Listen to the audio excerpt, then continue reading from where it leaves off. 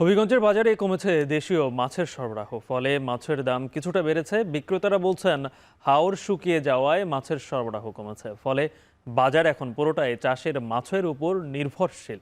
এ নিয়ে বিস্তারিত জানাতে হবিগঞ্জ শহরের ঈদগাহ সংলগ্ন মাছ বাজার থেকে যুক্ত হচ্ছেন কাজল সরকার। কাজল, জানাবেন যে মাছের বাজারের আজকে কি অবস্থা, ক্রেতারা কি বলছেন?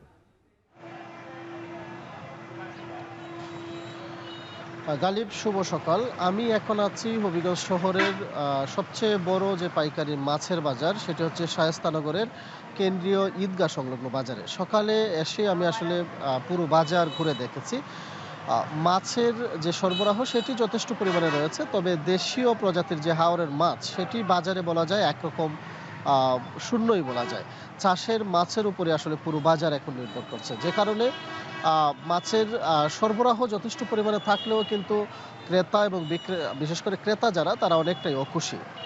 যেহেতু বাজারে মাছের দেশীয় মাছের সরবরাহ নেই, সেই ক্ষেত্রে আসলে চাষের মাছের উপরই পুরোটা নির্ভরশীল। এবং দাম যদি একটু বলি যে কিছুটা কমেছে, যেহেতু সরবরাহ বেড়েছে। যেমন রুই আজকের বাজারে যেটি বিক্রি হচ্ছে ৩৫০ টাকা কেজিতে, এবং কাতল যেটি ছোট আকারের সেটি বিক্রি হচ্ছে ৩০০ টাকা কেজি। অন্যদিকে কার্প, যেটি স্থানীয়ভাবে কার্পও বলা হয়, সেটি বড় আকারের যেটি, সেটি ৩০০ টাকা কেজিতে বিক্রি হচ্ছে।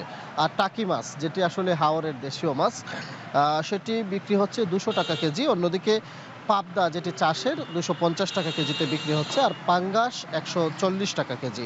অন্যদিকে শিং মাছ, তবে শিং মাছও কিন্তু সেটি চাষেরই, ২৪০ থেকে ২৫০ টাকা কেজিতে বিক্রি হচ্ছে। আম মাছ ব্যবসায়ীরা যেটি বলছেন যে, যেহেতু হাওর এবং নদী যেগুলো রয়েছে সেগুলো শুকিয়ে গেছে, ফলে দেশীয় মাছের যে সরবরাহ সেটি একেবারে কমে এসেছে। আ অন্যদিকে ক্রেতারা যেটি বলছেন, যে এই যে মাছের দাম সেটি আসলে আরেকটু যদি কমতো তাহলে আসলে তারা খুশি হতেন। হবিগঞ্জ থেকে যুক্ত ছিলেন কাজল সরকার।